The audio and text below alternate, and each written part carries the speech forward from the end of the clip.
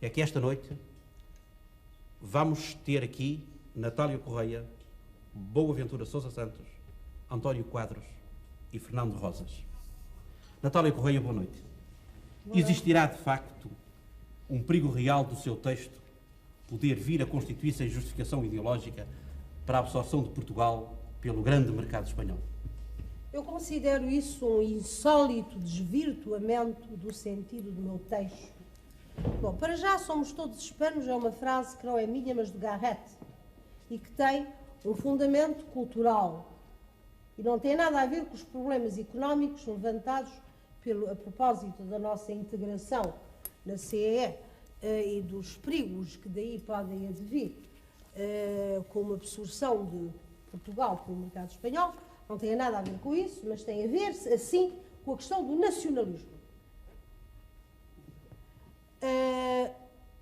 O meu texto pretende convidar uma reflexão sobre as matrizes da cultura portuguesa, porque isso é uma exigência dentro da nossa integração e a partir de 1992, sobretudo, é uma exigência da nossa integração na Europa, é nós definirmos a nossa cultura, mas em termos de integridade e de veracidade. A cultura portuguesa não começou com os descobrimentos.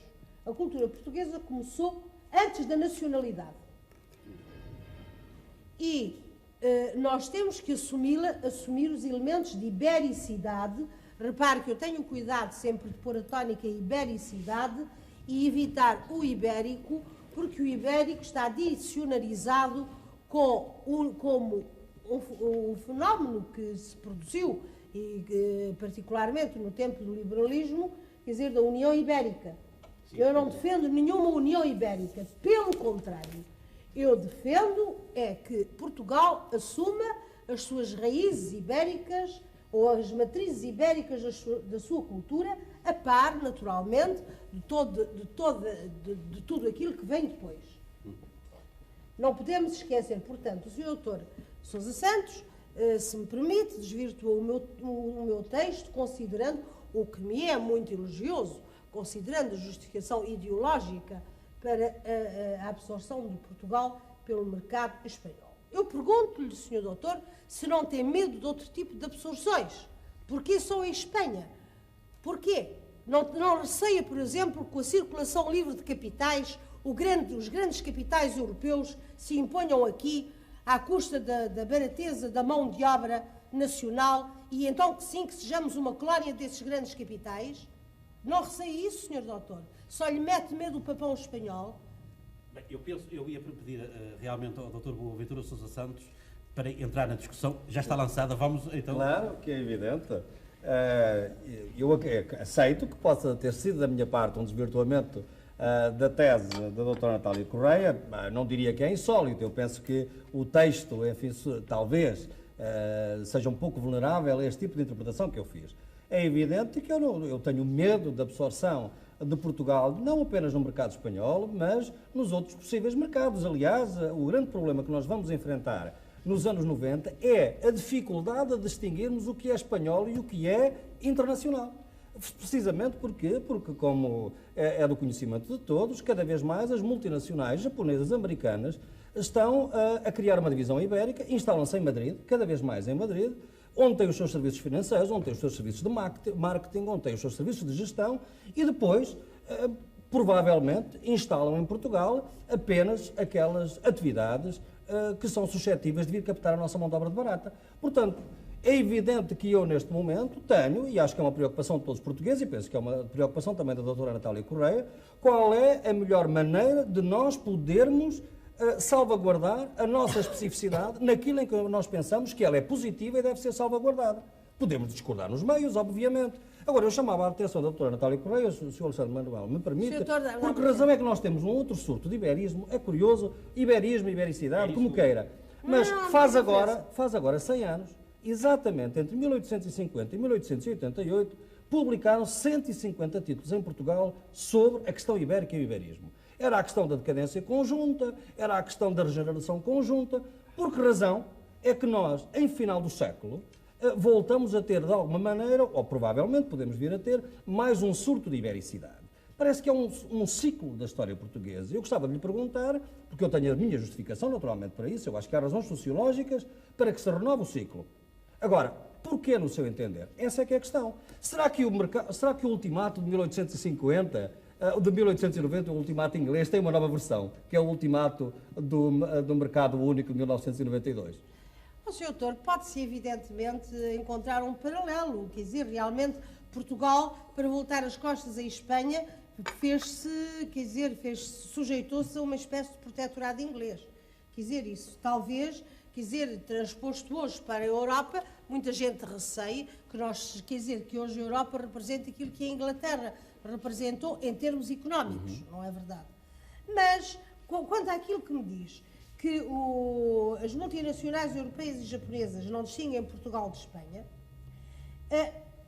eu lastimo dizer, mas é que Portugal não tem feito nada para impor a sua diferenciação, porque não há dúvida que a Espanha tem uma tradição industrial que Portugal não tem, e uma tradição capitalista que Portugal não tem. Quer dizer, a nossa tradição, a burguesia portuguesa foi sempre uma burguesia muito dependente do Estado, como sabe, não foi uma burguesia sólida, o que justifica a debilidade do nosso liberalismo, não é? E da nossa própria República. Portanto, é natural, mas isso a Espanha não tem culpa. Por isso mesmo é que temos que nos afirmar pelos meios culturais, visto que nós não tenhamos ilusões, nós não vamos poder competir economicamente nem com a Espanha, nem com a Europa. Vamos ficar sempre em situação de inferioridade. Portanto, a nossa imposição tem que ser de tipo cultural. Mas para nos impormos culturalmente, temos que assumir aquilo que somos. E assumindo aquilo que somos, não podemos esquecer também a vertente da mediterrânea, como muito bem acentua o professor Orlando Ribeiro, e não só a atlanticidade. Quer dizer, a nossa ligação com a continentalidade hispânica. Portanto, é isso, apenas é assumir esses valores. Eu uso a palavra hispanos propositadamente, porque recupero uma tradição clássica e lembro-lhe a frase camuniana, uma gente fortíssima de Espanha aplicada aos portugueses. Bom, portanto, o símbolo máximo da cultura portuguesa, não estou a dizer porque é que usei Espanha. Por isso é que eu disse que era um arcaísmo, para mim ver. Não, é um arcaísmo. É? Um arcaísmo, não. não. Camões, que é do século XVI. Você acha que Camões é arcaico? E em relação ao século XX é evidente. Não, um clássico. O classicismo moderno. é uma coisa, o arcaísmo é outra. Não vamos discutir isso agora. Bom, você diz que eu só falei das semelhanças. Eu não falei das semelhanças. Eu falei das identidades. Fui mais profundo do que isso. Bom, e que não falei das diferenças. Pois bem, não. É que falei só e apenas das diferenças. Porque, vou-lhe dizer, quando eu falo que é em Portugal que se consumou a Espanha, eu refiro-me a duas Espanhas. A Espanha absoluta, que é a Espanha de Castela, e a Espanha das nações culturais, que é a Espanha das Espanhas. E o único país que realizou essa realidade da cultura ibérica, que é a Espanha das Espanhas, é Portugal. Essa realidade que é das diferenças, que é a riqueza de Espanha, a única nação cultural, digo nação cultural porque não era nação política na altura que realizou, foi Portugal. Portanto, afirmou a sua grande diferença. Não diga que não falo nas diferenças. Não, por exemplo, Falo nas diferenças. Por exemplo, a Natália não fala da grande diferença que existe, por exemplo, entre os mitos portugueses e os mitos espanhóis. A grande diferença que existe entre as sensibilidades religiosas. Quer que eu lhe falo dos mitos? Inclusivamente, olha que você apanha uma grande decepção. Olha, inclusivamente, você não fala de uma coisa que sabe melhor que ninguém, que são as festas da coroação do Imperador do Espírito Santo. Que dão uma grande... As festas da coroação do Espírito Santo, em grande parte, não vieram de Aragão, trazidas pela rainha Dona Isabel. Foi a fundadora do culto do Espírito Santo em Portugal. Bom, foi em Portugal. Está bem. Também em Portugal desapareceram os autos de Gil Vicente e foram continuados em Espanha pelos autos sacramentales de Calderón de la Barca.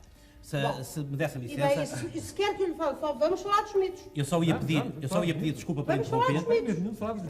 Tem este efeito perverso de, por vezes, suscitar sentimentos anti-espanhóis e nacionalistas. E era isso que eu não penso que se é prejudicial agora para nós. Não são sentimentos anti-espanhóis, são sentimentos da defesa. Não, defesa. Mas isso, desculpe, isso faz parte de uma mentalidade que eu não posso aceitar. quer dizer, isso são os chamados síndromes de Aljubarrota, são o antifilipismo, quer dizer, que houve uma época. Mas foi assim e que nós chega. tivemos a nossa independência durante 9 séculos, Natália. Foi assim. Foi Oh, com meu estes querido, espíritos é melhor esquecem. não falarmos da nossa independência. A nossa independência foi uma luta entre Santiago de Compostela e Braga. É melhor não falarmos da nossa... Foi uma guerra de 26 anos. Está bem, foi uma guerra, Foi uma guerra de 26 A anos. nossa independência Não se tem esqueça muito que disso. se lhe diga e não vamos falar agora disso. Porque então, senão nunca mais acabava. Bem, a nossa independência tem raízes bastante, flagrantemente clericais. Bom, evidentemente, para além de uma cultura diferenciada, conforme eu disse, Portugal foi, e nisso é um fenómeno puramente ibérico, nele se cumpriu a Espanha das Espanhas. Agora, eu não mitifico a Espanha. Disse que não tem que se mitificar a Espanha. Eu não mitifico a Espanha de forma nenhuma. Eu realmente dou relevo à ibericidade e digo-lhe mais, até vou mais longe, quando o Sr. Doutor diz que esse diálogo deve ser alargado, pois com certeza que à Europa, à América, à África, eu vou mais longe. Se lê o meu prefácio, eu penso que nós devíamos formar uma comunidade euro-afro-americana, uma comunidade de cultura ibérica, porque seríamos 645 milhões no princípio do século e isso seria uma potência mundial extraordinária. Portanto, eu não me quedo só. Agora, penso que para isso é essencial nós chegarmos realmente a um relacionamento criador com a Espanha. E devo dizer-lhe que esse terror do papão espanhol me põe os cabelos em pé. Quer dizer, de Espanha o bom caseiro. Houve tempos em que se justificava, havia golpes, havia traumas e tudo isso. Hoje em dia não vejo a mínima razão para que realmente se continue a pensar dessa maneira. Desculpa, António Quadros, você é grandioso demais, generoso demais e inteligente demais para cair, não é, nesses narizes de cera do nacionalismo pequeno. Bom, do terror espanhol. Não acabei. Não acabei. Bom, quanto aos mitos. Os mitos. Eu queria chamar-lhe, evidentemente, que os mitos têm muita importância. Não estou de acordo com o Dr. Sousa Santos. Eu não disse que eles não tinham importância. Têm muita importância, são depositários de realidades, de memórias coletivas, de coisas importantíssimas que fazem parte da nossa cultura. Bom, agora, cuidado com os mitos. É que se vamos para os dois grandes mitos nacionais, que um deles é o mito da paixão nacional, que é de Pedro e Inês, que foi o mito que passou, o português único que galgou as fronteiras, inspirando uma série de dramaturgos, de romances, etc., não se esqueça que é o símbolo, precisamente, de uma tentativa de união ibérica frustrada. E eu, no meu livro, falo precisamente dos amores de Pedro e Inês como símbolo de um desejo de união condenada. Porque eu penso que nós nunca vamos formar uma união ibérica, nem eu estou interessada nisso. Bom, portanto, aí nesse mito da paixão nacional tem logo os dois elementos peninsulares, Portugal e Espanha. E se vamos ao mito do encoberto, eu chamo a sua atenção para que em Espanha ocorriam, antes do Bandarra, coplas do cartucho Pedro de Frias e de Frei Juan de Roca Celsa, profecias sobre o encoberto, baseadas nos vaticínios do Santo Isidoro de Sevilha. E também lembro que, na Guerra das Germanias em Valência, esse mito é personalizado numa personagem que exaltava os sublevados e que foi seguido como um verdadeiro redentor. Portanto, o mito do encoberto é tão português como é espanhol. Agora, o que houve foi a sebastianização em Portugal do mito do encoberto. Se vamos para os mitos, eu tenho que lhe lembrar isto, que são ibéricos. Posso responder? Os mais dois importantes mitos nacionais, que é o mito do encoberto e de Pedro e Inês. Posso responder? À vontade, claro, pode e deve. Bom, eu queria dizer o seguinte. Em primeiro lugar, queria dizer que, num estudo de Mendes Pidal, ele dizia que os três grandes mitos espanhóis eram o mito de Dom Juan, o mito da Celestina e o mito de Dom Quixote. Não são dos Mendes Pidal. Bom, mas é uma grande figura. Enquanto que em Portugal, digamos que os três maiores mitos são o mito sebastianista, o mito do Quinto Império, que não falou, e o mito do amor, sem dúvida nenhuma, de Dom Pedro e Inês. Agora, simplesmente, quanto ao mito de Dom Pedro e Inês, o que faz a substância desse mito não é, quanto a mim, a relação Portugal-Espanha, é a ideia do amor até ao fim do mundo, que se opõe precisamente ao mito da Celestina, que é o mito espanhol da Celestina.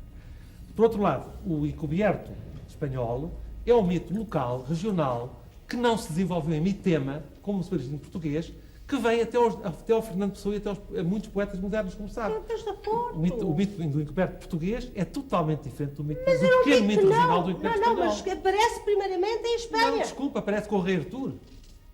É muito Então, muito isso mais é até antigamente. celta que eu não Aparece como messianismo judaico. Isso é até- o nosso, como o nosso mito messianismo expansionismo judaico, sim. é uma construção tríplice Com- do celticismo, do messianismo e do cristianismo. Eu inclino mais para o judaísmo popular. Bom, eu já para o falei mais, não celticismo. quero agora acaparar. Diga-me. Mas é curioso que numa discussão sobre Portugal e Espanha acabamos sempre por discutir realmente mitos. Acaba sempre por ser uma componente muito importante. E o que eu gostaria de ver é realmente se nos ajuda hoje. É evidente que nos ajuda. Eu quero acabar. Eu queria começar por perguntar aos senhores se penso que pelas suas ideias, com as quais eu estou bastante de acordo, terei que perguntar menos. Mas a estes dois senhores, eu vou perguntar se acreditam que a voz dos poetas são verdadeiramente representativas da cultura portuguesa e da identidade nacional, da nossa identidade nacional. Pergunto-vos. Acho que sim. Bom, então eu vou-vos ler Mas não é a voz de um só poeta, é a voz de toda uma tradição poética. Bom, então, olha que eu leio o que o Garrett dizia sobre Está bem. Espanha, que propunha a fusão ibérica. Está bem? Eu Bom, tenho 3 livros de fundadores poesia românticos. publicados. Se eu ler o Fernando Não, Pessoa, não, não diz isso. por não, exemplo. não, não. Se eu ler o Fernando Pessoa, Teixeira de Pascoais, não dizem isso. Não, desculpa, o E são maiores poetas que o Garrett. O Teixeira de Pascoais estava ligadíssimo à Espanha. Estava o mais possível. O Eu homem que conheço viu a arte de tanto- ser português. Oh. Tenha paciência. Nem Bem, por sombra. não vamos discutir Na arte de isso. ser português, a Espanha não vamos entra em discutir maneira isso. nenhuma. Não vamos discutir isso. O Teixeira de Pascoais era um homem que estava ligadíssimo em Espanha através do Unamuno à cultura espanhola. Defendia a e tem saudade textos. e dizia que a saudade não existia em Espanha, só em Mas quem é Portugal. que diz o contrário? Não, Mas eu não. também digo que a saudade só existe em Portugal. Não, Também diga digo lá, isso no diga meu lá. livro. Diga lá, diga Bem, lá. eu vou ler um texto do Miguel Targa. Não há dúvida do diário dele. Não há dúvida que me sinto bem a pisar terra espanhola. É uma sensação agradável de alargamento físico, de reconciliação íntima, de fome satisfeita. Parece que se completam em mim, não sei que crescimento celular interrompido, que voo espiritual travado, que compreensão esboçada, qualquer coisa de semelhante a uma orfandade que fosse subitamente anulada pela ressurreição milagrosa do amparo progenitor. Quer queiram, quer não, Portugal saiu do corpo ibérico. E isto é uma realidade que não se pode ofuscar. É uma realidade que pulsa nas funduras da nossa cultura. E ignorar isso é aquilo que eu chamo a mesquinheira portuguesa da hispanofobia.